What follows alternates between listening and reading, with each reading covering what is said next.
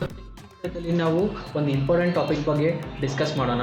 ಏನಪ್ಪ ಅಂತಂದರೆ, ಈಗೇನು ಒಂದು ಹೊಸ ರೇಷನ್ ಕಾರ್ಡ್ಗಳು ತಾಲೂಕು ಲೆವೆಲಿಂದ ಅಪ್ರೂವಲ್ ಆಗಿ ಬರ್ತಾ ಇದ್ದಾವೆಲ್ಲ, ಸೊ ಆ ರೇಷನ್ ಕಾರ್ಡಲ್ಲಿ ನಾವು ಹೆಸರು ಸೇರ್ಪಡೆ ಮಾಡಬೇಕಾದ್ರೆ 1 ತಿಂಗಳು ಟೈಮ್ ಪೀರಿಯಡ್ ಇರುತ್ತೆ. ಯಾವ 1 ತಿಂಗಳು ಅಂತಂದರೆ, ದ ಡೇ ಅಂದರೆ ಯಾವ ದಿನ ನಿಮ್ಮ ಕಾರ್ಡ್ ಅಪ್ರೂವಲ್ ಆಗಿರುತ್ತೆ ಅಲ್ಲ, ಆ ದಿನ ಹಿಡ್ಕೊಂಡು ಮುಂದಿನ ತಿಂಗಳು ಅದೇ ತಾರೀಕುವರೆಗೆ ನೀವು ಆ ಕಾರ್ಡಲ್ಲಿ ಯಾವುದೂ ಹೆಸರು ಸೇರ್ಪಡೆ ಮಾಡುವಂತಿಲ್ಲ.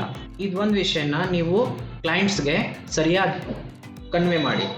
ಯಾಕಂತಂದರೆ ಈಗ ರೇಷನ್ ಕಾರ್ಡ್ ಬಂದ ತಕ್ಷಣ ಕ್ಲೈಂಟ್ಸ್ ಏನು ಮಾಡ್ತಾರೆ ಅಂತಂದರೆ, ಇನ್ನೂರು ಹೆಸರು ಆ್ಯಡ್ ಮಾಡೋದಿದೆ, ಸೊ ಅದಕ್ಕೆ ಹೆಸರು ಆ್ಯಡ್ ಮಾಡಿಕೊಡಿ, ಹಾಗೆ ಹೀಗೆ ಅಂತ ಹೇಳಿ ಅವರು ಬರ್ತಿರ್ತಾರೆ. ಸೊ ಅವರಿಗೆ ಇದೊಂದು ವಿಷಯ ಬಗ್ಗೆ ನೀವು ಇನ್ಫಾರ್ಮೇಷನನ್ನು ಕೊಡಿ.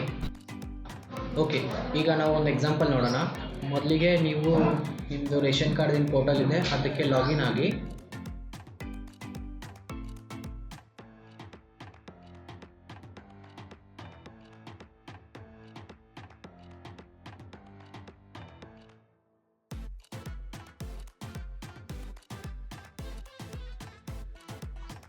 ಈ ಥರ ನೀವು ಇಲ್ಲಿ ಹೋಮ್ ಪೇಜ್ಗೆ ಬರ್ತೀರಾ. ಸೊ ಇಲ್ಲಿ ನೀವು ಬೇಕಾದ ಲ್ಯಾಂಗ್ವೇಜ್, ನಿಮಗೆ ಕನ್ನಡ ಬೇಕಿದ್ರೆ ಕನ್ನಡ, ಇಂಗ್ಲೀಷ್ ಬೇಕಿದ್ರೆ ಇಂಗ್ಲೀಷ್ ನೀವು ಸೆಲೆಕ್ಟ್ ಮಾಡಿ ಗೋ ಅನ್ನಿ. ಈಗ ಏನು ಒಂದು ರೇಷನ್ ಕಾರ್ಡ್ ನಂಬರ್ ಇದೆ, ಹೊಸ ರೇಷನ್ ಕಾರ್ಡ್ ನಂಬರ್ ಇದೆ, ಆ ನಂಬರ್ನ ಎಂಟ್ರಿ ಮಾಡಿ. ನನ್ನ ಹತ್ರ ಒಂದು ನಂಬರ್ ಇದೆ, ಸೊ ಆ ನಂಬರ್ನ ಎಂಟ್ರಿ ಮಾಡ್ತೀನಿ. ಮಾಡಿದ್ಮೇಲೆ ನೋಡಿ, ಈ ಥರ ನಿಮಗೆ ಒಂದು ಪಾಪಪ್ ವ್ಯೂ ಆಗುತ್ತೆ. ಇಲ್ಲಿ ನೋಡಿ, ಈ ಥರ ನಿಮಗೆ ಒಂದು ಪಾಪಪ್ ವ್ಯೂ ಆಗುತ್ತೆ.